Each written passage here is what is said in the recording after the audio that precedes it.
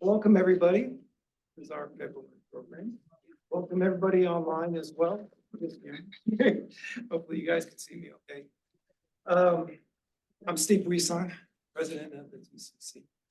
And we've got a really cool program. We haven't done this in a long time, talking about nonprofits, how to coach nonprofits, which is very exciting. I know a lot of us do that in our practices, and a lot of us want to do it. So this is a great opportunity to learn more about it. So thank you, ladies, for being here. We'll introduce our speakers in a minute. We've got two of our own members here going speaking from that. Before we get into the program, though, are there any new members online who want to introduce themselves? Can you get a full view of people online? Sure.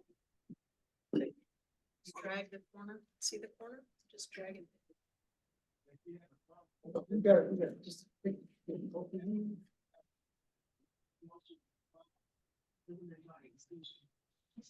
there we go. All familiar faces. Anybody new?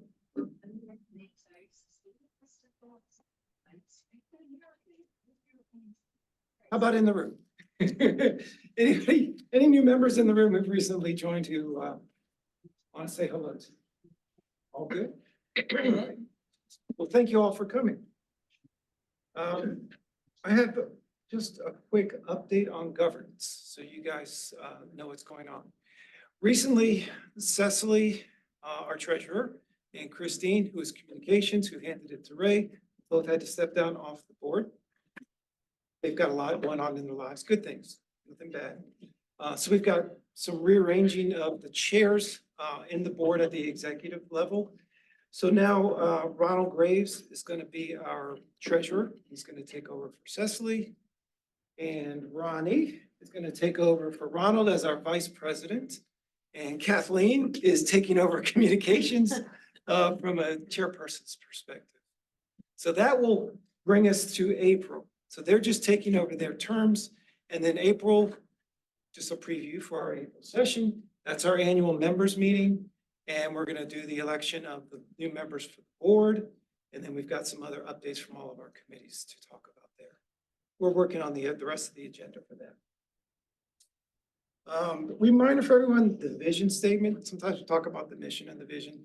For those of you in front of a computer, sorry. For those of you who are in front of a computer, it's on the website. I'm going to read it to you. To develop and sustain a diverse, inclusive, and supportive learning community for coaches and those interested in the practice of coaching. And that's part of our TCC experience. So really appreciate everybody coming here. And that's why we have our speakers. It's really for the intent of the coaches, for the benefit of our coaches and the coaching community. So remember, bring folks with you. If you know anybody in the coaching world who might have some vague interest in coaching, invite them to one of these monthly meetings or the weekly cafe every Wednesday at 5. There's a plug for that. Speaking of this Wednesday coming up, it will be an extension of our talk today. So we're gonna have some breakout sessions and some fun stuff, but typically we run the whole 40-hour, 90 minutes. So we're gonna continue talking about that in the cafe on Wednesday. That's kind of our move. What else? Membership. Linda, I'm not gonna put you on the spot, but you can correct me if I state this wrong. We're in the middle of our membership drive. And so far we have about 65 to 70% renewal. So if any of you on the room haven't renewed, or if you're having problems, Linda Heyman's here. She can help you out. Anybody online, if you have any problems renewing, Linda Heyman, the chairperson of our membership committee, just send her an email, give her a phone call. But it should be pretty easy. You go on our website and you hit join or rejoin as the case may be. And we'll get that done. And that is it for business. So I'm going to turn it over to Martha for today's session. Thank you. Well, thanks, Steve. Good morning, everybody. How's everybody doing on this rainy morning? Right, awesome. Well, thanks for coming out. And for those of you online, thank you very much for being here as well. Really excited about this program. We've been, both Jane and Sarah have been working with our speakers quite extensively, and the anticipation on the program committee has certainly been building. So I'm really excited about it. Just real quick, we've had the welcome. I'm going to do a couple of hybrid hints, and then we'll go into our speakers and our program for the day. At the end of that, we'll talk a little bit about some applied learning. I'm going to invite you to do the evaluation, and then we'll talk about our upcoming programs and get your appetite wet to keep coming back, as Steve indicated. So that's just basically the flow for our morning. We will finish right at 11 o'clock. We could go to the next one. So we are hybrid. And so what I ask is, if you are online, please be on camera if you can. We really want to connect with you. We want to see you. And we want to be able to just engage with each and every one of you and get to know a name and a face together. And please do mute unless you're speaking. We also want you to use the chat. We've got a couple of people that are monitoring it, and you can use hand raise and or chime in, but we do want online participation. There will be a link that'll get put in the chat for some materials when we get to the breakout section.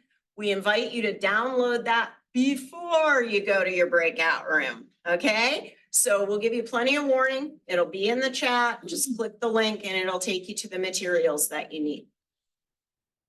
Good for online? Folks online, we're good? Awesome, thank you.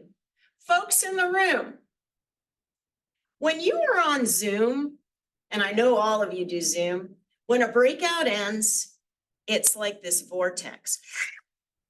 Pulls you right back into the online room. I'm going to ask that those of you in the room, in your wonderful and rigorous conversations, respect the vortex. And when we call an end to the breakout rooms, please come back so that our folks online aren't experiencing a whole lot of chaos, and so that we can move on with the debriefing as an entire group. So please try to respect that. I know it's hard because you want to get that last word in. And then the other thing is, especially for our folks online, and so we can all get to know each other, if you would, when you are getting ready to state a question or ask a question or make a point and contribute to the dialogue, please just state your name so that people, again, can put names and faces together. Make sense? Mm-hmm. Awesome. Thank you so much. All right. Now, it is my pleasure. I could not be doing this program role without the mentorship and guidance of the woman who is my Bridges coach, as well as my program committee coach. And it is my pleasure to ask Jane to please come up and introduce our speakers for today. It's just such a delight to work with you, and I'm really excited you're going to introduce these ladies. Thank you. Well, if you were here earlier today, so at around 20 of 9, you would have known that our presenters today were rock stars. The homecoming that they received and warm welcome back was just enormous. And that gives you an indication of how well respected and loved they were.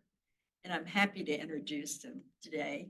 As an executive coach at CCL, I was able to get to know both of them as a fellow coach or faculty member. And I invited them to speak today because I wanted you to be able to benefit from their experience and deep knowledge into the world of nonprofits and governmental and educational sectors. Karen Dyer, Karen here, was the director of education and nonprofit sectors at the Center for Creative Leadership for 18 years. During that time, she developed a number of programs that included the African American Leadership Program, the Women's Leadership Program she was very instrumental in, and she developed the products and resources that went along with each of those programs too.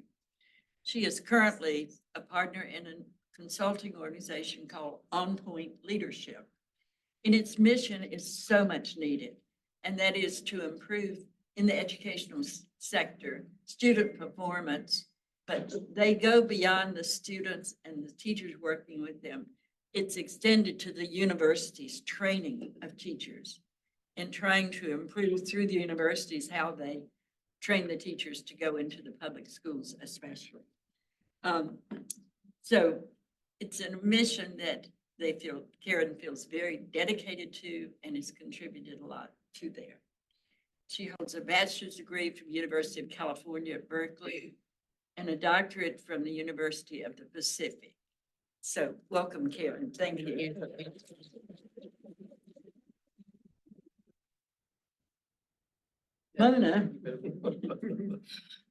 Mona Edwards is the founder and owner of Lift Coaching and Consulting, which provides leadership development, planning and facilitation, and consulting. She has previously served as the VP and Chief of Staff here at CCL, and has also later served as a Deputy and Assistant Manager for the City of Greensboro, as well as the Chief Operating Officer for the Community Foundation of Greensboro. So her experience in these areas is very deep. She holds a JD degree from Washington Lee University and also has a bachelor's degree from the University of Virginia. Additionally, she's had a lot of continuing education courses through the Institute of Government at Chapel Hill and Virginia Tech. So both of our presenters come with knowledge that I think would help each of us benefit from being more aware of how we might contribute to that. And we'll have a section at the end of the program to look at applications. So welcome very much, Karen and Mona. Thank you.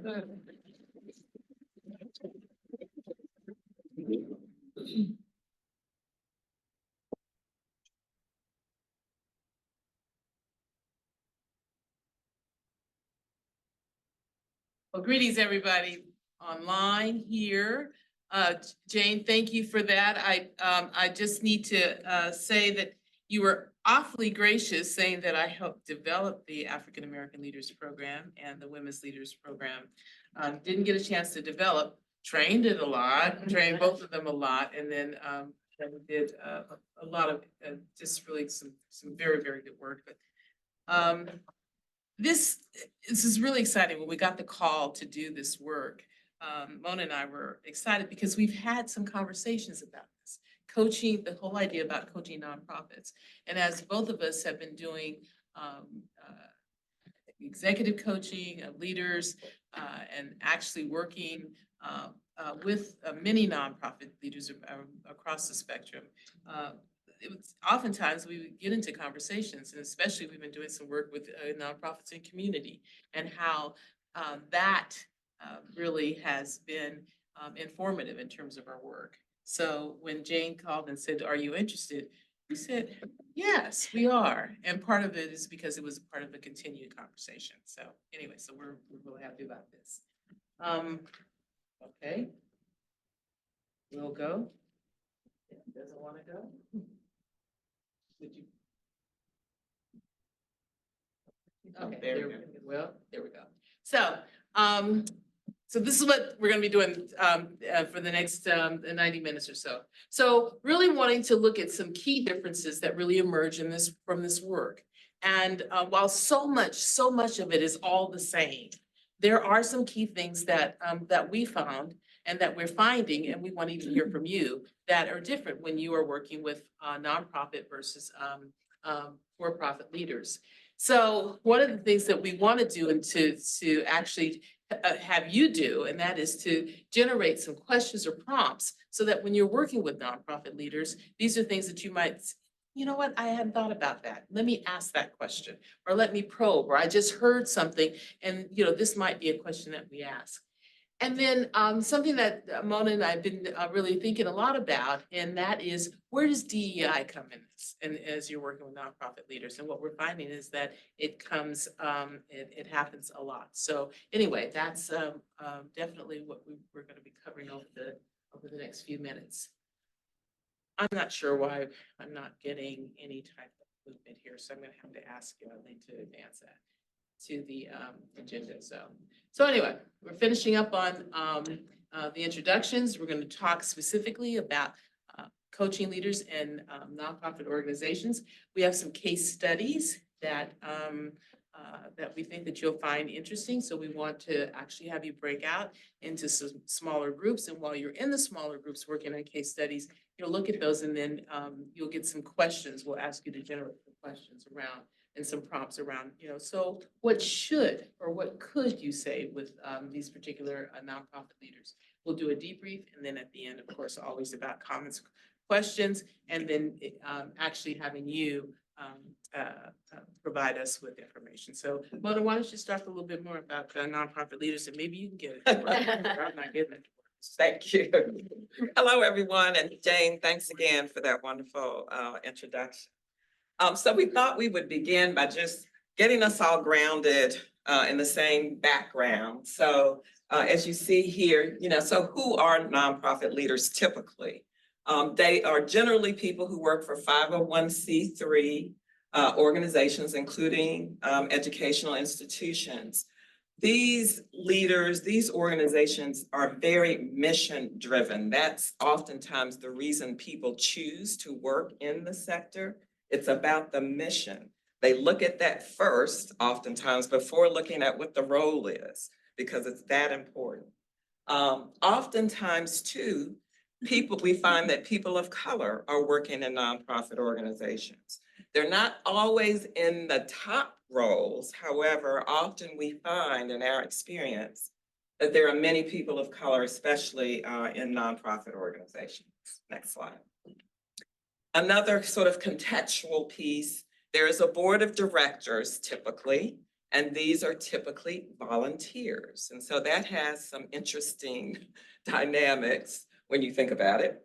The head of the organization is usually an executive director. Sometimes they use the CEO title. More often than not, we find executive director is the title for the top leader in the organization. The stakeholders are a little different. The community is a stakeholder for these leaders. And that comes into play in various ways, and I'll allude to some of that as we go forward. Donors and funders are also key stakeholders. And the fact that many of these donors and funders reside in the community in which the nonprofit is located. So that has some interesting implications. Oh, yes. Distinguish between donors and funders? So Similar. yeah, donors often are individuals who support the mission of that organization and who choose to contribute their own resources. Funders are often foundations who provide grants to these nonprofit organizations for a particular purpose. So thank you, Ronnie. Funding insecurity is oftentimes present for these organizations because of the grants that are often critical to their existence or to the covering the cost of some of the employees. They don't necessarily know long-term what their budget's going to be or what their resources are going to be. And so there's some insecurity about, oh, are we going to have funding next year? Is this position going to be fully funded 2 years out? And that can impact the leaders that work in this space. Next slide. Next slide, please. Yeah. So a lot of times people don't think about education, but education, both from K all the way through 16 and beyond, is a nonprofit. These are nonprofit organizations. So when you have an opportunity to work with educators, it can be very, very, very fulfilling.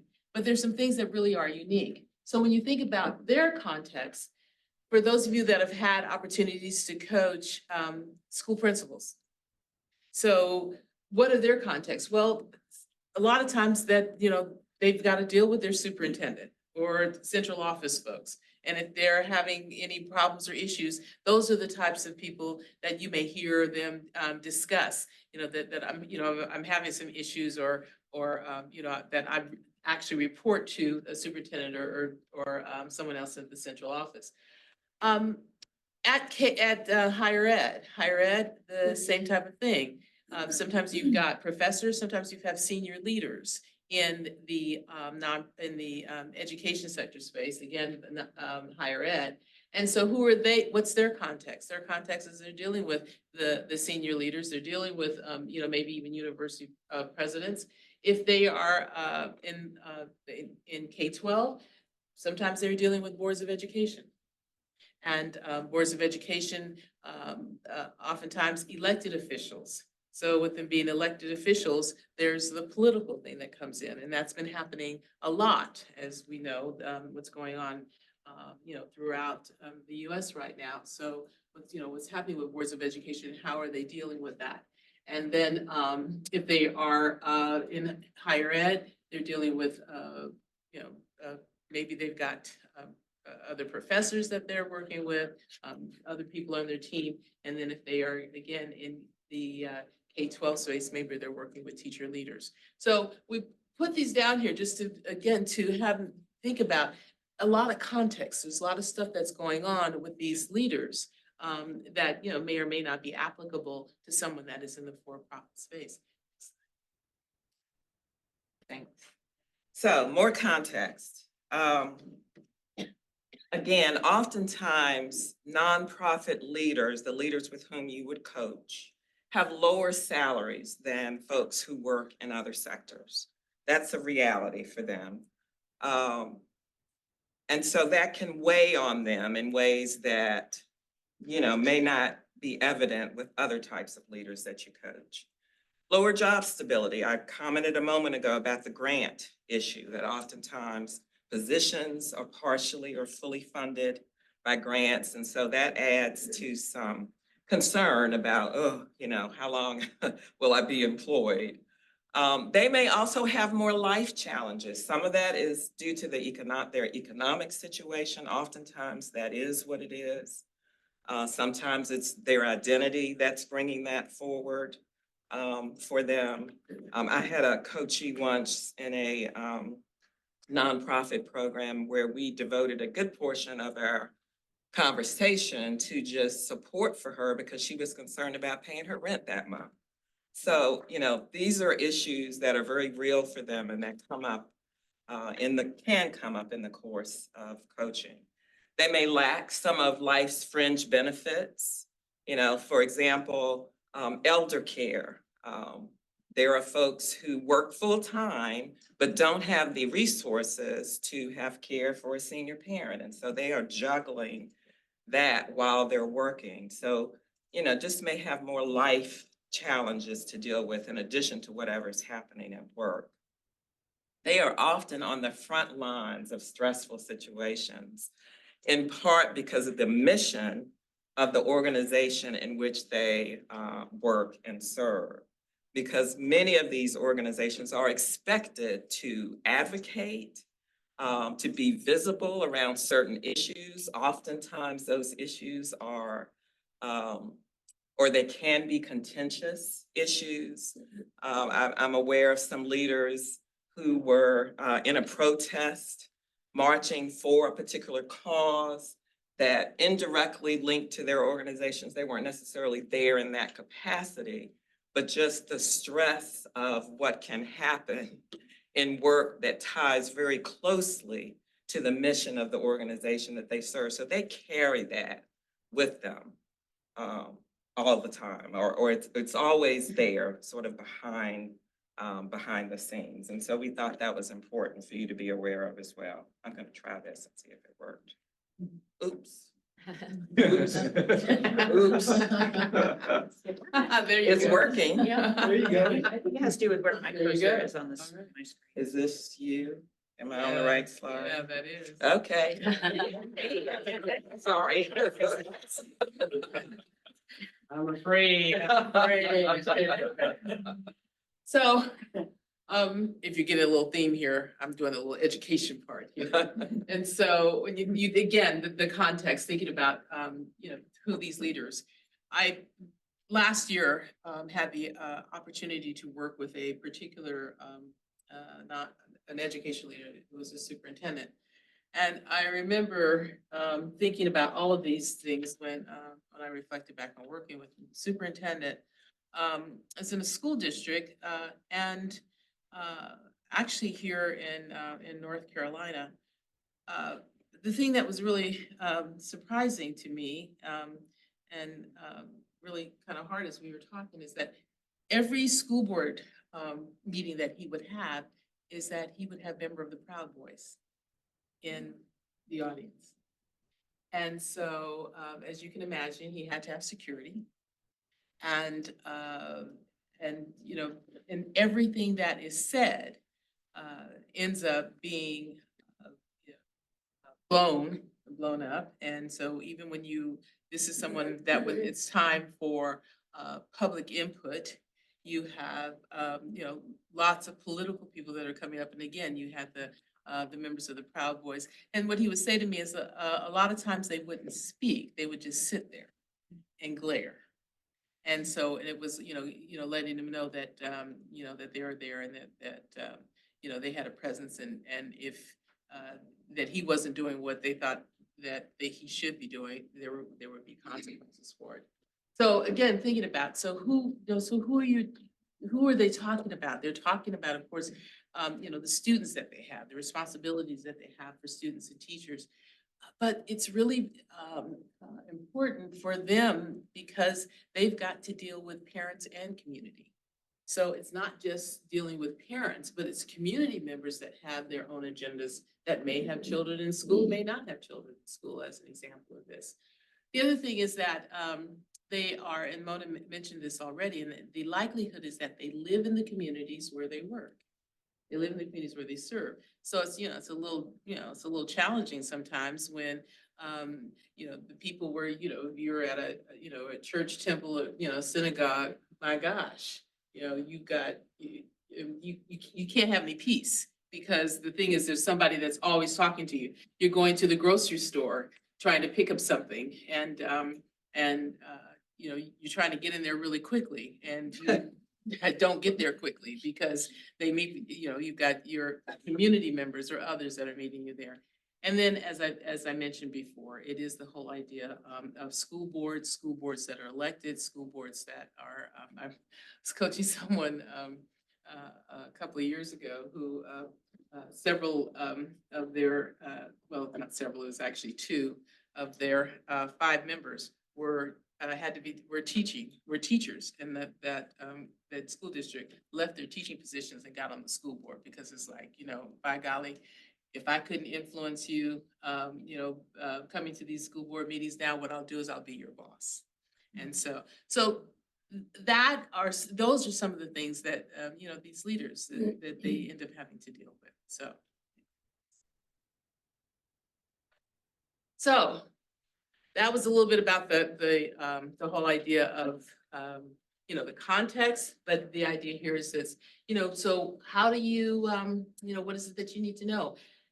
These are probably not any different. I know they're not different because, I coach corporate people as well, but it's so important to get to know your leader and to get to know their context before you start. Really understanding that context is important there.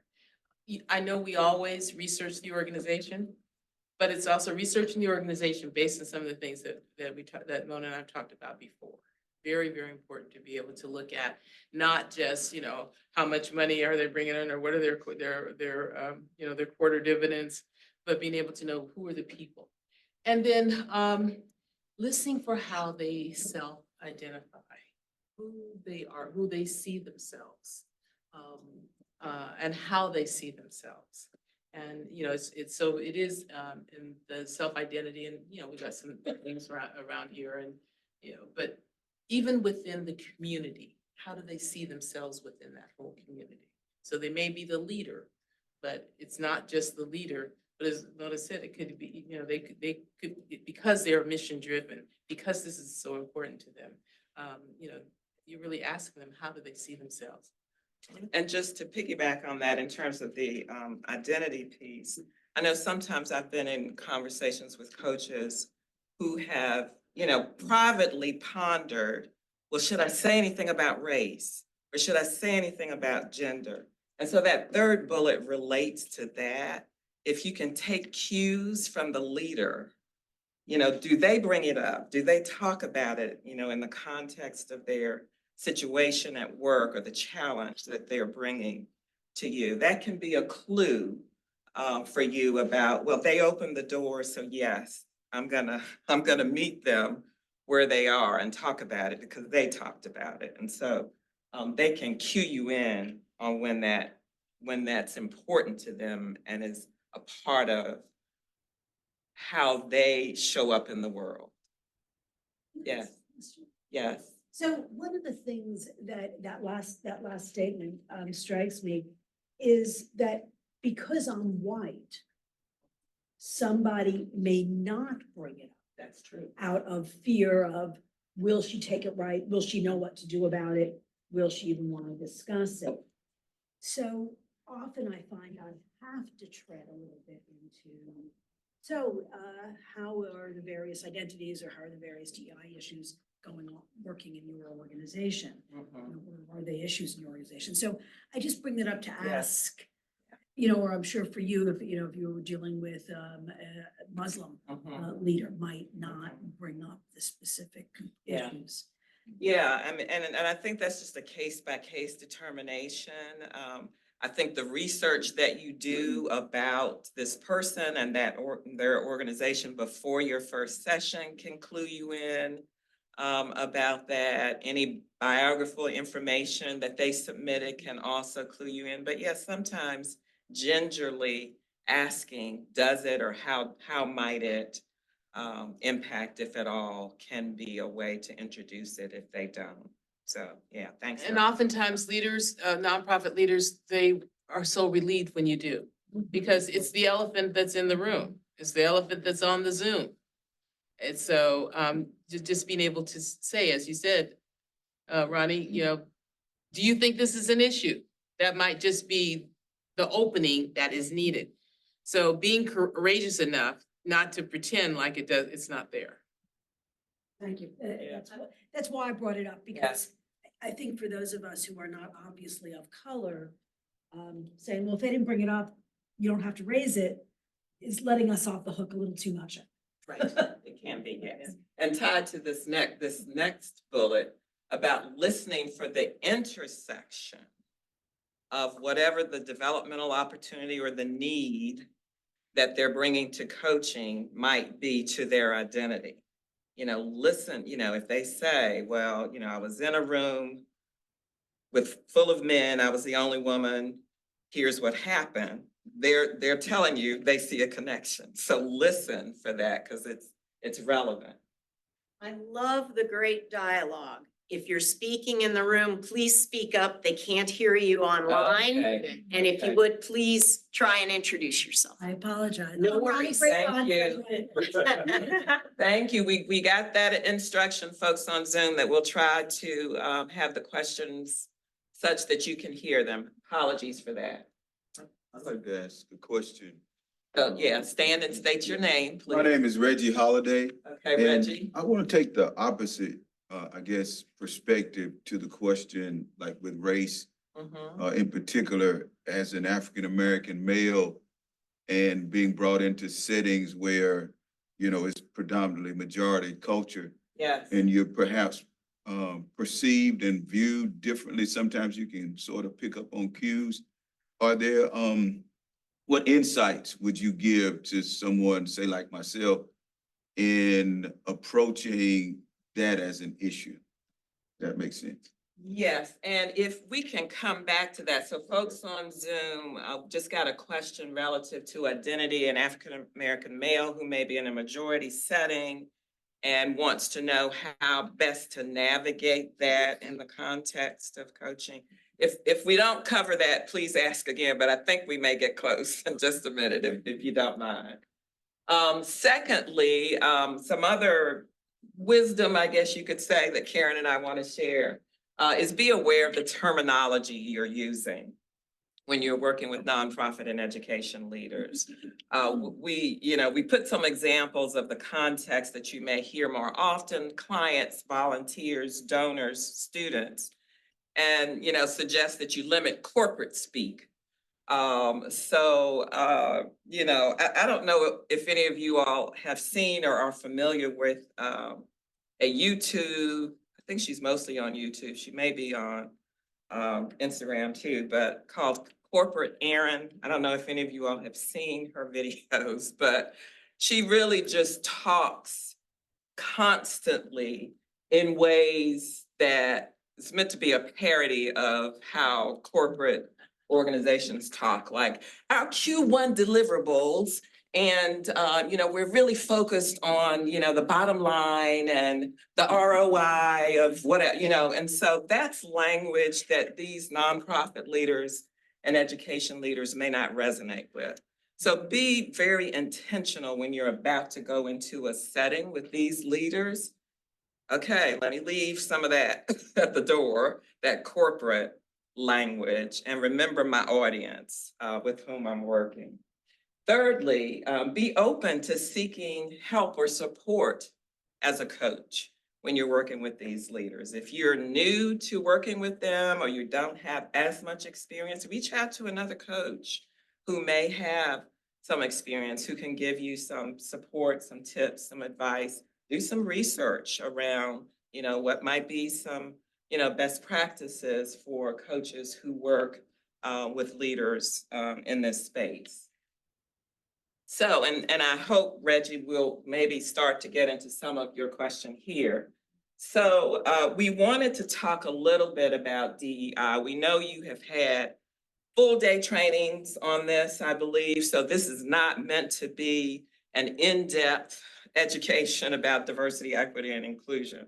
Just a brief mention because we do think it's relevant and it shows up. So the definitions you see here are how we are thinking about it. These are some of the common definitions of diversity, equity, and inclusion. And we believe we have them listed under the heading of challenges because we believe the presence or existence of diversity, equity, and inclusion is rare in organizations. It's rare to have all three.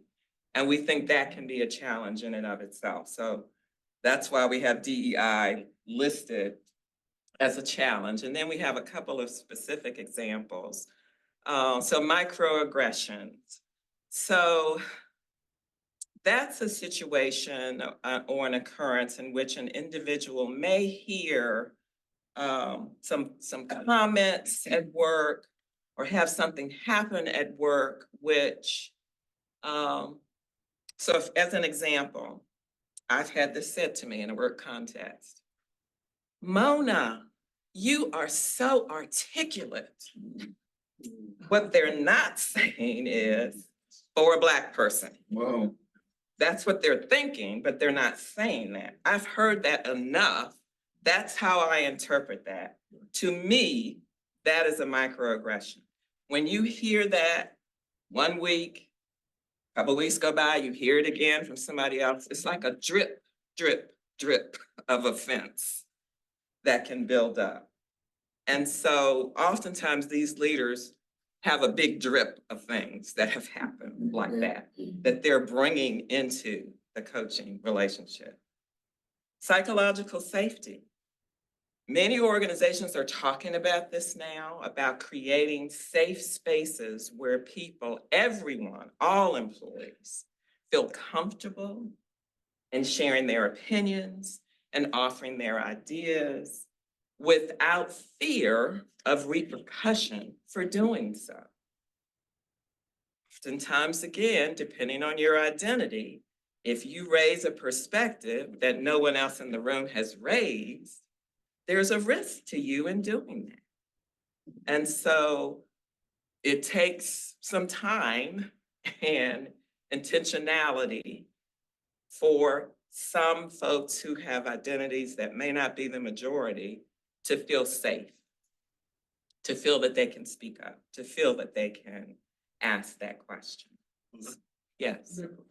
Hi, Harrell Roberts. I have a question. Karen started talking earlier about working with the superintendent of schools, and some of the Proud Boys was there. Speaking of psychological safety, I guess the question that came to me as I heard that was the Proud Boys armed or not? No, this is North Carolina where you can open carry state. Yes. And I wonder about the superintendent feeling safe if some people were packing or not being a real issue. Okay, so for folks on Zoom, if you didn't hear that question from Harrell, related to Karen's earlier mention about a school board meeting where the superintendent had shared with her privately that there were Proud Boy members in the audience. And so Harrell's question is whether you knew, or he knew, the superintendent, he or she knew, whether they were armed. So Karen, do you want to come up here? And kind of...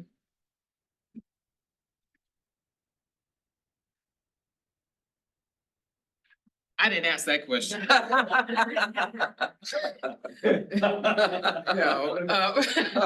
No, you're exactly right. I mean, and so there were, at every meeting, you had law enforcement there as well. So, yeah, did he feel safe? No, he didn't feel safe. I mean, and it was interesting because what he told me is that the psychological safety issues for him were beyond the school board meetings. They were, what's going to happen when I'm in the community? What's going to happen when I'm in my home? Is my family okay? Those are the types of things that he and I talked about more so than those particular meetings, than the particular school board meetings. Yeah, and just piggybacking off of that, here in Guilford County, there was a period of time, I don't believe this is still happening, but there was a period of time due to some issues that our local school board was discussing, that they had to regularly be escorted from the school board meeting to their cars at the end of school board meetings because of who was showing up and the state of mind the people were in showing up. So these leaders carry some extra weight that some of us don't have to carry in the course of carrying out their responsibilities. The last challenge we wanted to mention is perceived tokenism. So again, this is something that folks who have certain identities outside of the majority may face on a regular basis. Mona, you're only there because we needed an African-American. Oh, and by the way, as a woman, we can check 2 boxes for you. You're not there because you have the credentials, the degree, the experience. You're there because we needed diversity. Oftentimes, folks in these identities hear that from colleagues, or the colleagues have that mindset about them, and they're not included, going back to the DEI piece, they're not included in certain aspects of the work. Because it's like, well, you're just here, as a showpiece. You're not here to really contribute to the work. And so that really is something that folks have to just navigate through in order to continue showing up at work every day and trying their best to contribute to the organization. Did we touch on, Reggie, your question, perspective at all from earlier? To a degree. Okay. Yeah, to a degree. I think my concerns perhaps are around, access to certain organizations, if you will, where, not just traditionally and historically, people of color might not have had access, but even now, today, some organizations may not allow someone who looks like me to even be considered in a coaching role. And so, Yeah.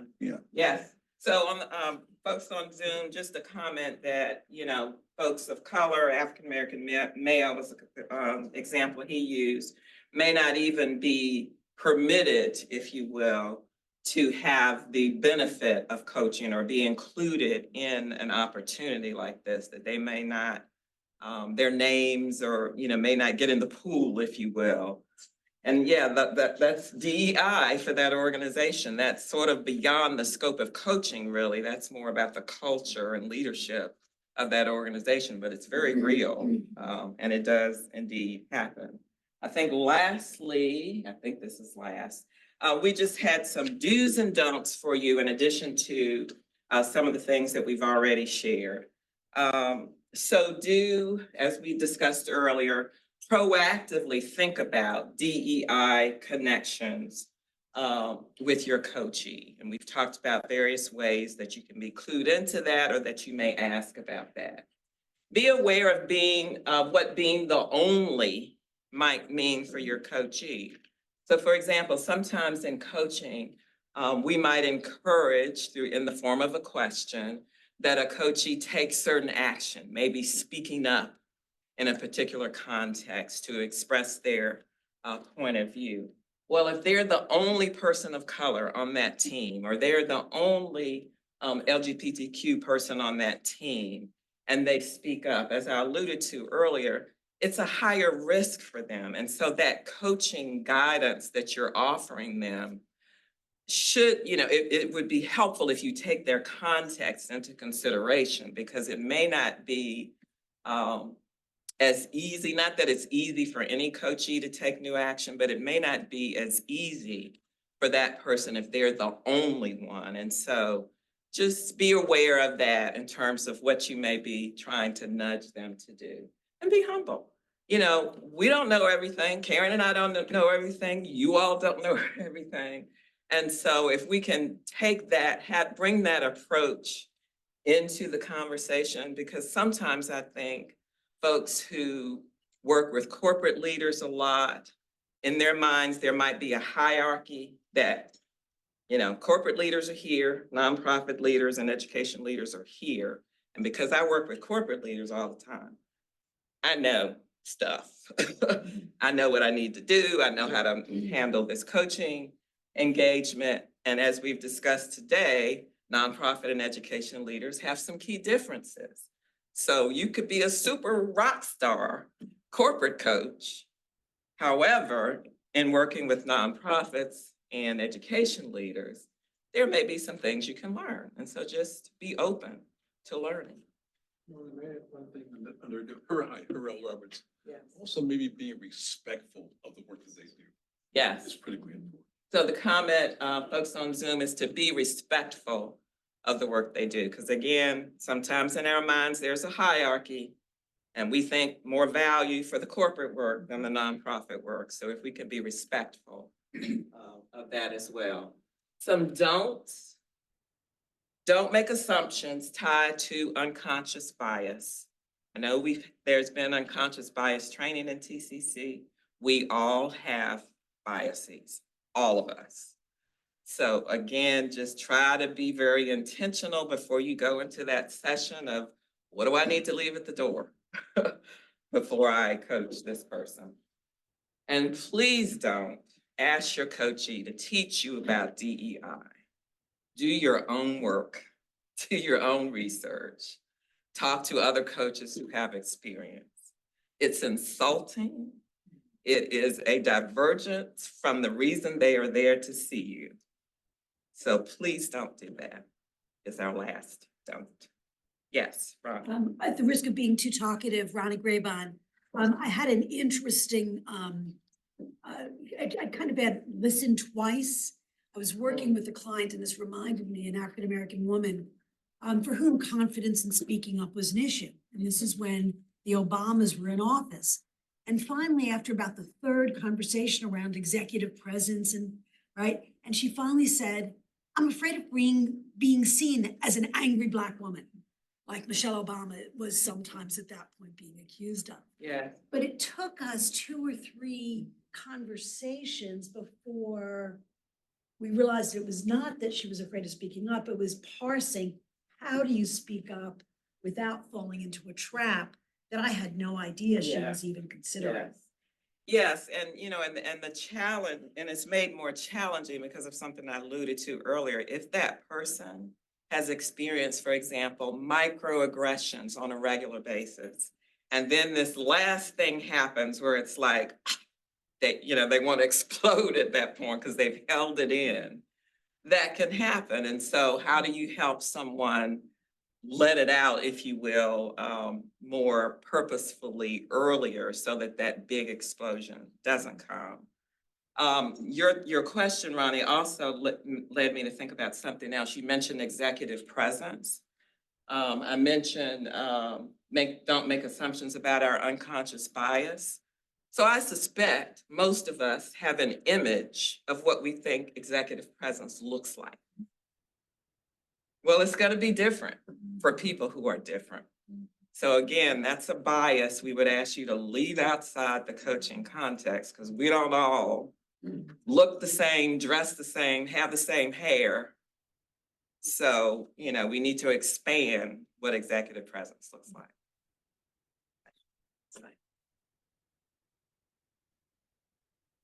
All right, let's do a little work here. So we're gonna ask everyone, those of you that are both in the room and those of you that are on Zoom, we're gonna have you break out into breakout rooms. And so for those of you that are, Mona, would you distribute the case studies? All right, for those of you that are on Zoom, if you will go to I believe that it's in the chat, it's been loaded up in the chat. All right, then there are some case studies there.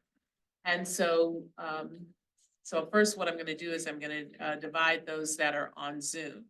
So for those of you that are on Zoom right now, you should have access right now to the case studies. On Zoom, you're going to be divided into 4 groups. And so we're going to make this really, really simple. For those of you, again, on Zoom, if you end up being in group number 1, you're going to take case study number 1. Those of you that are number 2, case study number 2. Those of you that are 3, case number 3, and then those of you are 4, case number 4. Okay. And so as you're going to do is that you're going to take a couple of minutes to read the case study. They're only about 2 or 3 sentences. And then afterwards, we'd like you to discuss the case study, and you'll have about 10 minutes or so to be able to discuss it. Got to make sense of that, thinking about some of the things that Mona and I have mentioned. And then what we like you to do is we'd like you to generate, and it says 3 to 5 questions of, if you get 2 to 3, that will be fine too. If you would generate 2 to 3, 3 to 5 questions or prompts that you would suggest that the coach ask that coachee. Okay? All right then, so I think those of you that are on Zoom, you know which cases that you're gonna have, and so you're gonna go into your rooms. All right then, those of us that are in the room, we're gonna ask you to divide up into 4 table groups. So looks like everybody's at a table, all right? All right, and then Just a pause here. Yeah, If you're online, make sure you grab the link that's in the chat so you can see the case studies. okay. And so what I'm gonna ask right now is that if this table group, if you would do case 5, case 6, case 7, and case 8. All right, same thing. If you would take a couple of minutes to read the case, number 5, 6, 7, 8. If you would then spend some time talking about the case, and then if you would come up with 2 to 3, 3 to 5 questions or prompts that you would ask, okay? All right, you're gonna have a total of 20 minutes for all of this. So I'm gonna get out of your way right now, all right? No, actually, you actually have 30 minutes for it because we're gonna give you a chance to discuss and come. We're behind by 5. So we're behind by 5. So we're behind by 5. That time just went on down, that time just went back down to 20 minutes, all right. All right, so we're gonna ask if you would, each group, if you would do a couple of things. And these are the groups that are on Zoom as well as the groups that are here in the room. We're gonna report out, and the way that the report out will go is we'll ask you to take very briefly, because everyone has a copy. So for your particular case study, if you would just give us a highlight, please don't read the whole thing to us because we can read it, we have them. but just kind of give us some highlights and keywords. And then if you would then share some of the questions or the prompts. What we're going to do is we're going to ask you to do a couple of things. One, if you are on Zoom, we're going to ask if you would have your questions, if you would email them, and if you would email them to Mona at medwards@liftcoaches.com. If you would just, after you've done your presentation, if you would do that, because what we're going to do is we're going to compile all of these questions, and then we're going to send them right back out to you. Not today, though. And what we're going to try to do is that we're going to try to categorize them. We don't know what those categories are going to be, but in a way that you would, but that you, not just by the case study, but that we would look at those questions, because we would expect that some of them might be duplicative. But anyway, so when it's time for you to present, if you would just take a moment to kind of give us just a highlight from your particular case study. And then if you would give us those 2 to 3, 3 to 5 questions. And then after you've done that, if you would email them, whoever has them, if you would email those to Mona. Okay. And those of you that are in the room, everything, the same thing applies. But if you have your questions on a piece of paper, you can just hand them to Mona. So, or you can email it. It's up to you. Okay. All right. So we're going to start now with a representative from group 1, and that is on Zoom.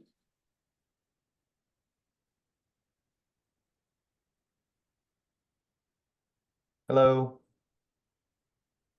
Can you hear me? Hello. Hey, Paul. We hear you. All right. So we had case number 1. Essentially, there was a new executive director coming to an organization who is very experienced and had been in a previous organization, a smaller nonprofit. She's the first woman ED at the nonprofit.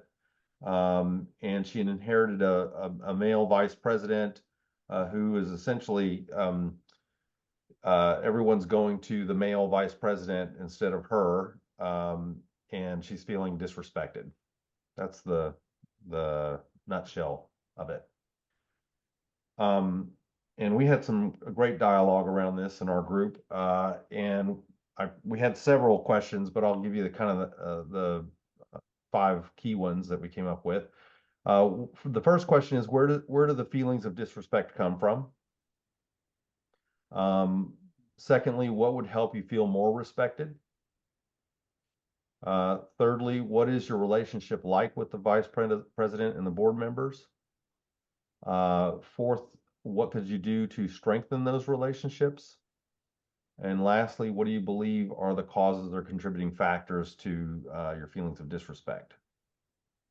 And I'll add another one that I thought was interesting, was the idea that since this VP, I guess I left this detail out, the VP had applied for the ED's job and did not get it.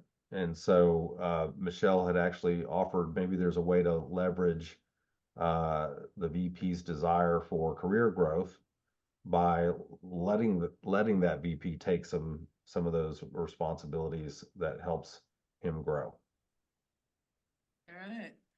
Michelle, and did I miss anything, team? No, you're perfect. Thanks. All right, and thank you, Group 1. Some thought-provoking questions for that particular case, and we'll like you said, we'll pull all of those together for you. All right, representative from Group 2. Hi, Liz Summers here. I had a great group with Ruth, KJ, and Elizabeth. And our situation is a female employees in the development department, and she has to attend. She's required to attend some after-hours events that are social with lots of mingling and fundraising, and she'd prefer the one-on-one. She doesn't like to do kind of the big group thing after work. And so one of the first things we thought about is partly it could, and then she's and she's often in the minority in terms of the other people that are there in attendance, right?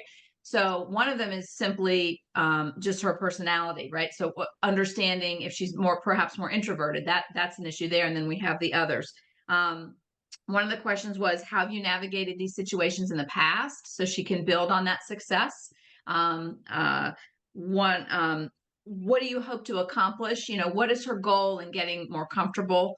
And is she open to trying new things? And when it comes to that, also there was another thought I had and I just lost it. Is there a third one is there someone has she thought about seeking out a mentor? Is there a mentor that she knows? Asking about ways she can prepare. Has she thought about ways she can prepare going into it? Perhaps does she attend solo? You know, could she go with, you know, asking her how does she prepare so she might be more comfortable? And one of them is kind of like what you asked, Paul, is what makes her uncomfortable, you know, to get to the bottom of that as well. So those were some of the questions we had. And definitely looking at that, you know, the key factor there too is about her being, you know, the minority. Yes, absolutely. All right. Thank you, group 2. Anybody else from group 2? All righty then. Moving along, group 3. Okay, that's us. And our group was Emily, Ray, and Lori, who is new to this group, but did not get a chance to introduce herself. So wave, Lori, so we can, that's Lori. She is brand new to this group and new to. Welcome, Lori. So we had a scenario of a white male manager of 2 employees, one of whom is Black. The manager has concerns that the Black employee turns good work in, but right at the deadline. And he wants to give some feedback about this, but he is concerned about being perceived as racist. So our coaching for the manager is we came up with 5 questions. What specifically is the behavior that he wants to address with the employee? So really understanding what is it that he wants to address? What is the stress being caused to other employees and how does that matter? How does the team work together? What is their working relationship like? How would this manager give feedback to any other employee? And what has the manager tried so far? Okay. All right. So those were our 5 questions. Anyone else from group 3? All right. Those are the questions. Okay. All right. Group 4.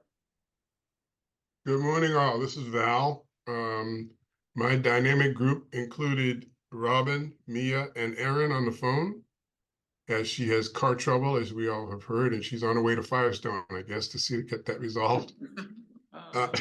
Our case is interesting. We have an executive director that has a female employee whose position is partially grant funded. So she's a little concerned about her ongoing salary, if you will. The executive director continues to delegate work to this person. She's overworked, she works late, works weekends. She has children she has to pick up from school, and many times these assignments cause her to have challenges meeting her personal obligations. And we've been assigned a coach to the individual. Let me also mention that Mia, part of my team, is an ED transitioning into coaching. So we had some interesting insight. So one of the questions we asked was early on is who requested the coach? Was the coach requested by the individual, or did the executive director say this person needs a coach? We thought that was important. Does the executive director know about our coachee's working situation, working overtime and weekends, and that she has children that from time to time has to be picked up from school? Is she aware? And the follow-up to that is, if she does know, does she care? Is she more concerned about getting the work done, or is she concerned at all about this person's situation? Are there other concerns that the employee has relevant to the work? Is she getting, since seems to be more of an introvert, maybe there's other departments that are also giving her work, and then she has to make the decision on who gets priority. Who's prioritizing the outcome? And that's pretty much what we came up with. Anybody else from group 4 want to add to that? All righty then. Well, thank you very much for those of you that started off on Zoom. And now we're going to move into the room here. Do we need to? Okay. All right. And so then, we're going to start just because I can. We're going to start with number 8 first. Because I can. All right. But we're here for it. So, our scenario was a female principal who was counseled by the district superintendent to encourage a longstanding assistant principal who was underperforming.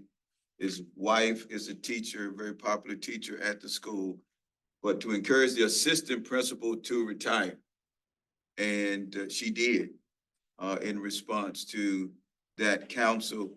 Now she's concerned about gaining and maintaining credibility and respect among the school staff. And so our questions are, number one, what are the lessons the principal learned from this situation?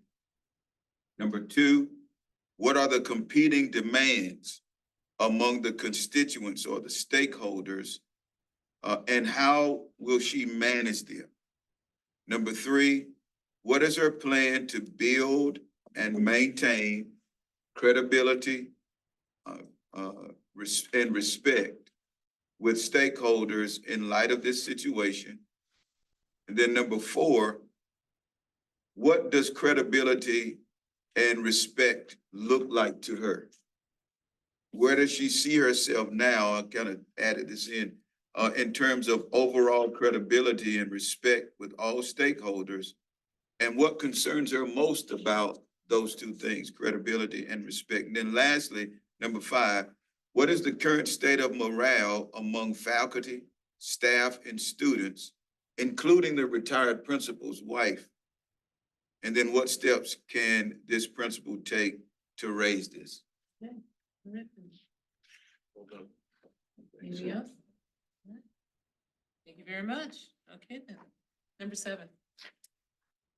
So this is Sarah Arnett and Jeannie, Joyce, Sherry, and Ronnie were in my group. This is African American male serving as a middle school assistant principal and has not been tapped for a principal role and has been told by the district they don't want to lose him because he's so good at being a disciplinarian and he comes to us for coaching. So first question was, how can I as coach, we as coach, how can I support your development plan and your career goals?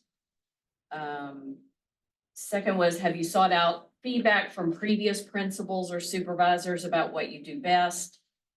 Is there a succession plan for your job so that you could move up? What internal support do you have or have you used?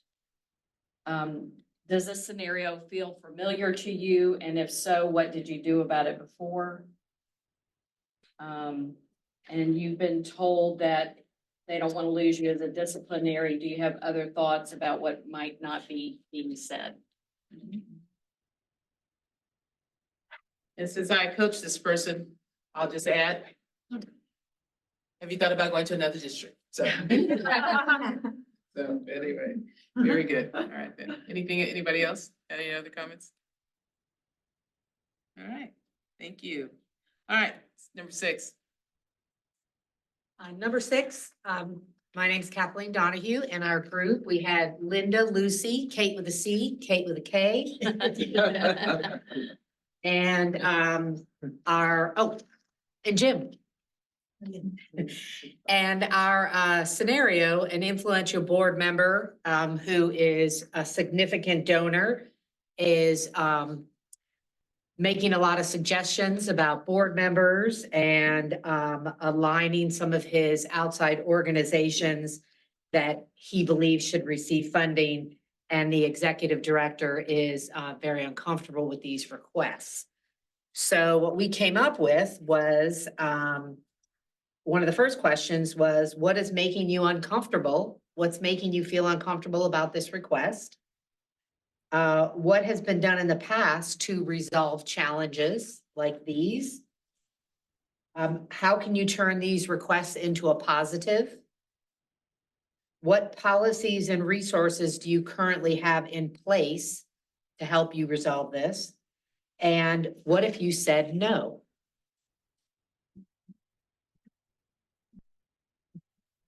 Anyone else? Anyone else? Thank you very much. All right. And number 8. No, number 5. Excuse me. yeah.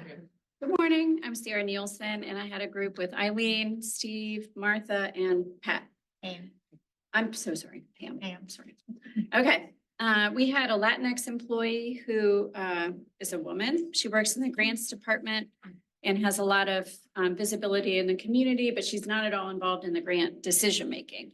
And she comes to us for coaching because she feels uncomfortable as the messenger. She's been asked to deliver some bad news to somebody who applied to a grant fund, a Latinx-led organization. So the difficulty for us was that we really don't know why she's uncomfortable. So it was kind of hard to come up with some questions. So we would lead with what makes you uncomfortable specifically about the situation. We don't want to come in with any assumptions that it was related to her identity. So we would start with that, and then from there, just kind of pull the thread that she, hangs loose for us. We came up with a few other options, starting with what is significant about this for you. What are some other options to handle or manage the situation? How do you believe this situation should be handled? That's about it, right? How do you feel you fit in with the organization? I think was part of this, trying to tease out if it is related to her identity at all. That was it. Anyone else? All right, thank you. So again, what we would like is here in the room, if you would make sure that that Mona or myself, that we actually get your questions. And so again, we will compile all of those. Those of you that are on Zoom, if the person who has them, if you would email those to Mona. And just as a reminder, Mona, you are at medwards@liftcoaches.com. And it is in the chat. Thank you. Yeah. So thanks, great job on the questions. I wrote down some that just stood out to me as being, oh, wow, that's a really good question. So I think it was group 3 that asked, well, how would this manager give feedback to any other employee? This is the one who thought he might be called racist if he spoke to the African-American employee. Then the one with the working mom who was, I think, grant funded. I think that was maybe group 4.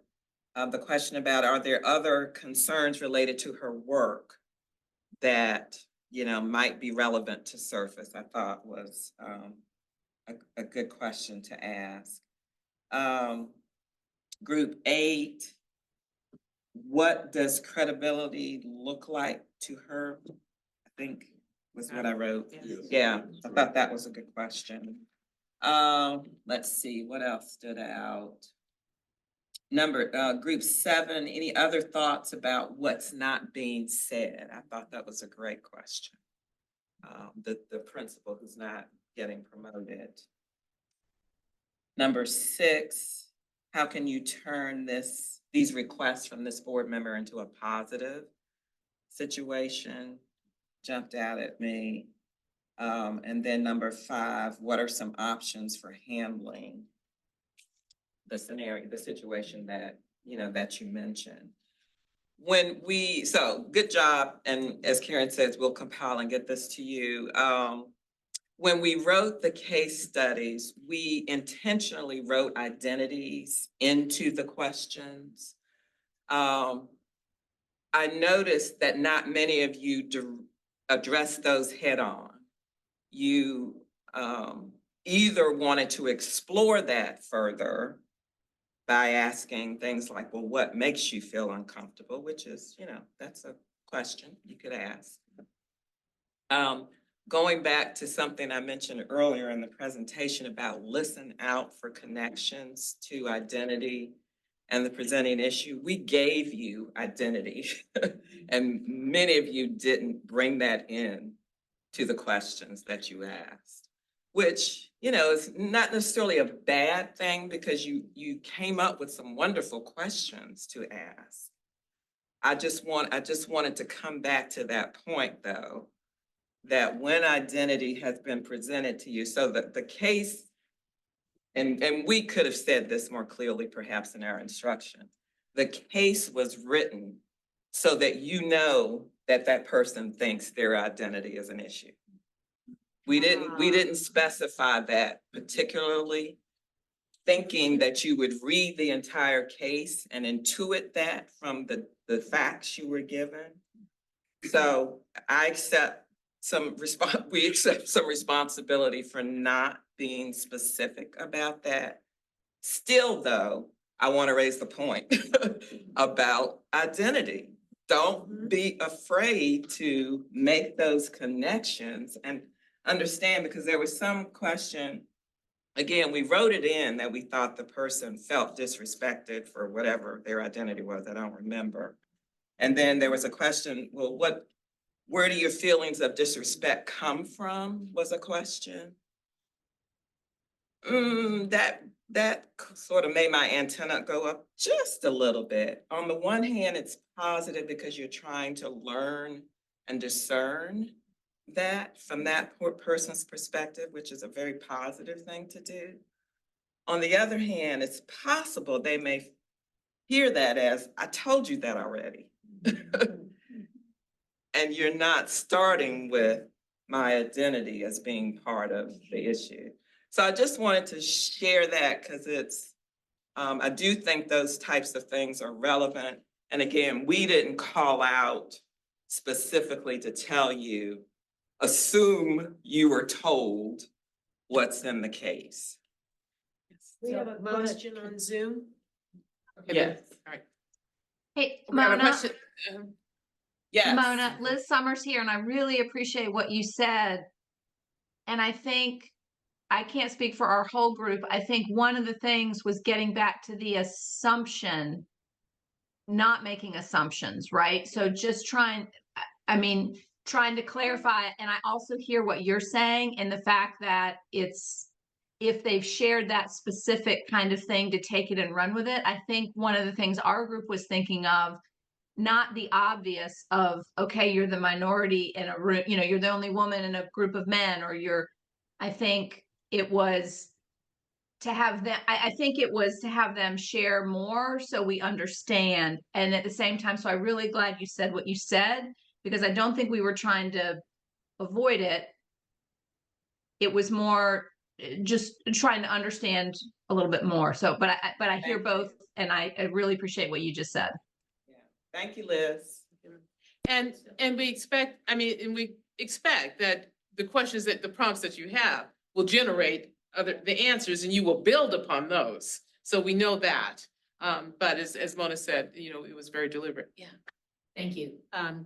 So in number 6 that we had, to your prompt, we're making the assumption then that the identity is of wealth. So, okay, so not gender, but the EDs thought about, well, this person represents wealth. So I'd like to open this up. What could be to kind of fish that out if it is about wealth? Does that just come in of how do you feel or what makes you uncomfortable? Or even, like as Ronnie said earlier, pointing that out. Is there a connection between the wealth of this individual? I don't know. That's a little leading. Well. What was your? Well, our thinking again was that it could be a socioeconomic, so again, the whole idea about, the wealth and that somebody has something, a little bit more and, Power, and so, so it really does come down to the feelings about power and whether or not you feel that you can actually influence. Yeah. Thank you. Anyway. Other, We've got just a couple more minutes. Any other questions? or reactions, Or reactions. what that was like. Yeah. And then we'll get with our, with number 6, if the executive director were a man, I wonder if the dynamics would be different, or could be different. Would the request come across the same? Don't know. Yeah, and it would be interesting if the ED and the donor's identity were the same or similar. Yes. That could be a factor as well. There may be more comfort if they're of the same gender, perhaps. Paul Damiano. From my own experience with this, by the way, this is truly very helpful. And anytime I go to something like this, the lesson learned for me is, this is going to shock some of you, I'm actually a white guy. But not to be afraid to broach these kind of topics and issues and subjects. For me, the questions today that I would have put first, to your point, were not necessarily around the identity issues. And so my question to you is, do you have any advice around when that should occur in coaching? Are those the opening questions? Should I build more momentum and trust and credibility with someone who's different from me before I dig into that? I don't know if you have any thoughts about that in general, because I'm happy to do it. I tend to wait, but maybe that's not the right approach. My experience is that, my experience is my experience in that sometimes you wait and sometimes you go, you go for it. If this is a one-time, just once, I may hit it, but the thing that Paul, that I try to be careful, and I know all of us do this because we have to do this, is that we've got to give enough time, because if we raise some of these things and people aren't really given the time to explore, or we're given the time to be able to go into it, we may do more damage because we'll leave the person open and maybe vulnerable. So, I pose that as well, is that, sometimes you go forward really quickly because you've got to be able to go in, find out what you need to find out, help the person as much as you can, but you want to be able to close it up beforehand and not leave them out there very vulnerable. Mona?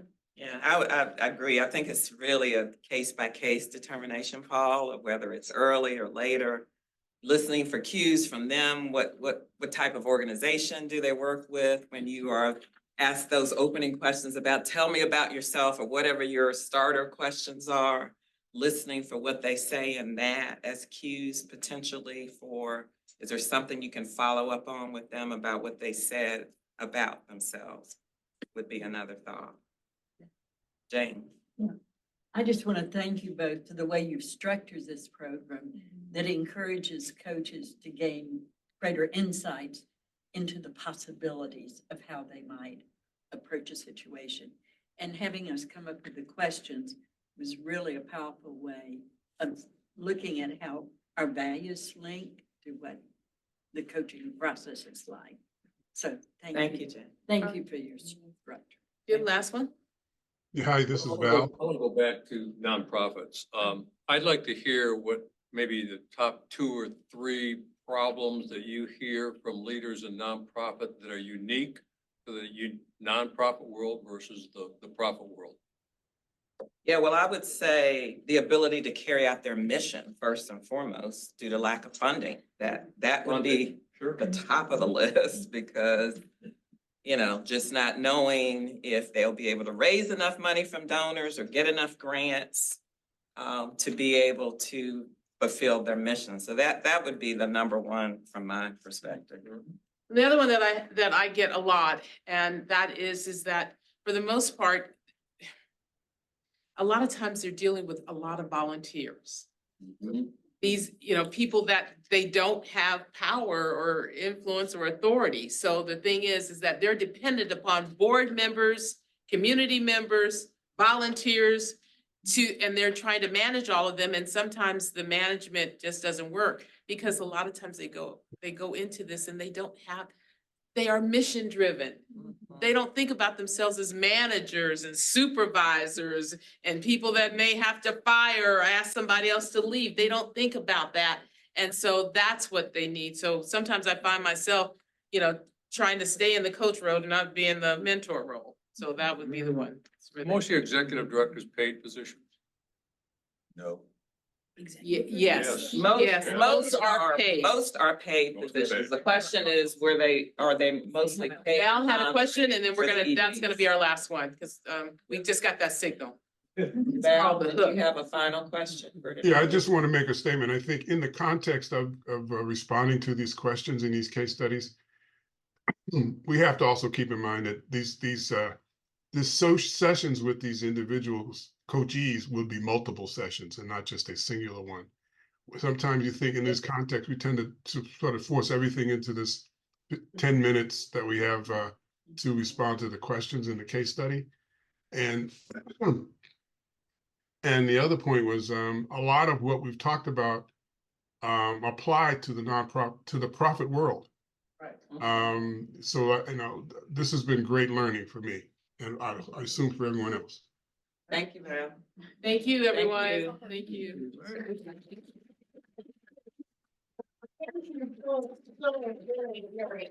Really appreciate it. I actually have a session with a nonprofit leader in just a few minutes following this meeting, so watch out. I've got a new host of questions to potentially bring on. I would ask you all right now, if you would, not quite sure why we're not getting the screen, but it will come up. If you would, right now, either click on the link that's in the chat or scan that QR code. You do not have to fill out the evaluation right now, but it will bring it up on your screen.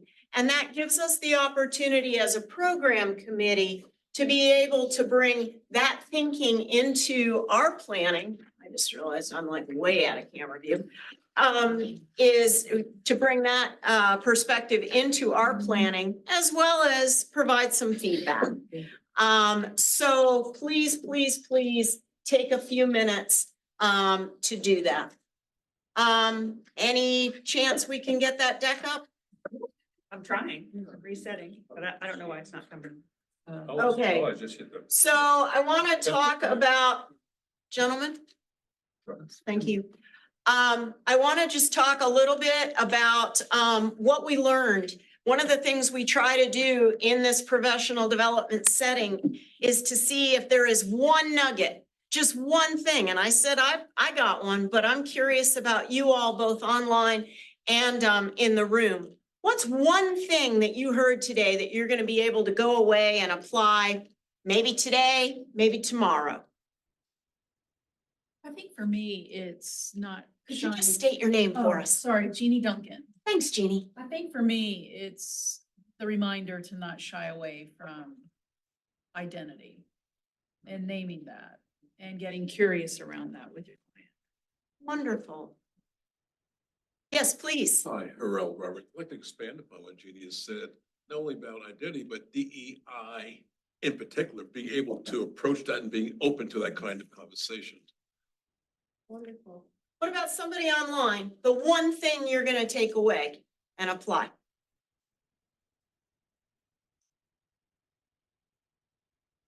Oh, come on, please. Jim, you've got one here? I do. I think my takeaway is that our report card as coaches is the quality of the questions that we ask. Okay, wonderful. Not seeing any hands. Ronnie, you had one? No, I was going with Jim's.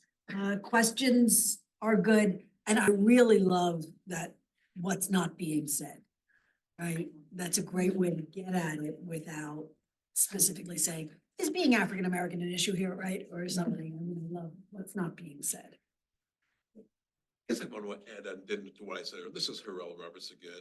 I guess having the courage to have these kind of DEI conversations. I want to emphasize courage. All right.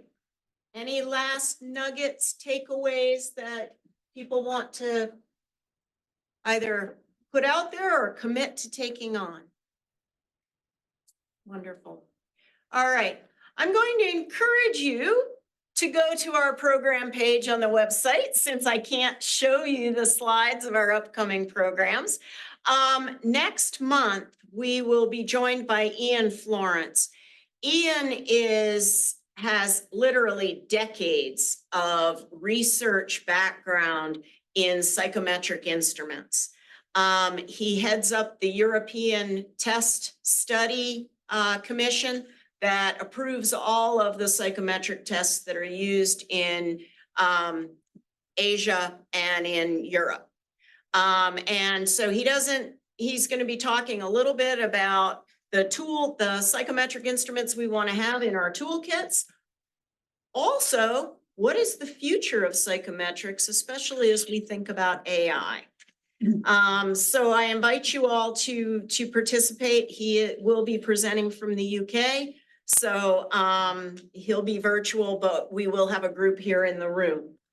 And then in April, we will be having our membership meeting, annual membership meeting.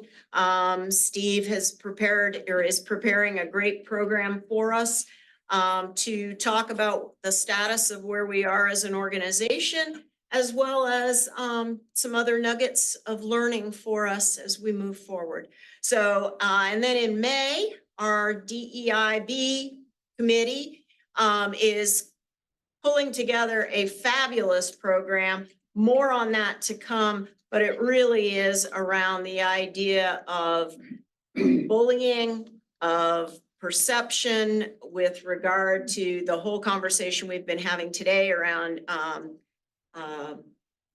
people, the idea of bringing diversity into the conversation. What does that mean? How is that pressure coming on to people? We're going to have a really great speaker and a super interactive conversation. So again, invite you to check out the website, get registered for those programs. And with that, I'm going to yes, please, Sarah. I may be stealing some of your thunder, but we talked about it in a committee meeting that if people make comments about this session on social media, that we like and comment and keep that conversation alive. It elevates our whole group and the topics at hand. So. Thank you, Sarah. Really appreciate that. Yes, absolutely. Thank you so much. And please, again, don't forget to fill out the evaluation, but only after you've listened to Steve close us out. Thank you, Sarah. That was on my list. Sorry. No, it's perfect because specifically we're talking about LinkedIn. So for those of you who don't know, we have a LinkedIn group, TCC. Make sure you join it, follow it. And then whether the post comes out of the TCC group or any of our members, you can comment on it, which is great, or even better, repost it. Reposting it is stronger. I wish Mitch was here. He knows all about LinkedIn. He can tell us all about that. A few last administrative things before we wrap up here. When I was talking about role changes, I was remiss in mentioning that Sherry is going to be joining us as taking a new role within the board as assistant treasurer. We've not had this before. She'll be helping out Ronald with the treasury duties. So thank you for stepping up on that, Sherry. All right, speaking of the board and volunteers, the cycle at April, we will approve the new board. The window is just about closed. If anybody wants to nominate anybody else for the board, that will be wrapping up very soon, and then we'll be taking care of that. And if you do see me. Ronnie is the person you want to talk to from a governance perspective, if you have questions about that. Volunteers, we always need volunteers, specifically hospitality. If anybody's interested in that, see Mitch Miles. He's the head of our social connections committee. This would be a branch of that. Communication, we're always looking for volunteers. See Kathleen on that. And of course, social connections, not related to hospitality if you want to do that. Now, related to connections, we had originally Cafe on the Road scheduled for this Friday. If you didn't see it in the last newsletter, it's changed. It's gonna be 2 weeks later on the 23rd. It's gonna be in High Point at a place called Lil's Coffee Bar. Just look out for the newsletter. It's got all the details on there. It's gonna be at 10 a.m. So if any of you have that time slot available, it's a great way in a very social, relaxed environment to get to know each other, just as a little coffee meetup. So which date, the 1st of March? That is February 23rd for that. Cafe for Wednesday, we'll continue this discussion on nonprofits. If anybody has some thoughts, either online, it's all virtual anyway. So join us online for the cafe on Wednesday at 5, and any continuation, we'll talk more about this. And that is it, other than, the April meetings around the corner. So put it on your calendar. Looking forward to that. Any other questions or comments from the group? Thank you all. Special thanks to Laurie and Jerry. See you next month.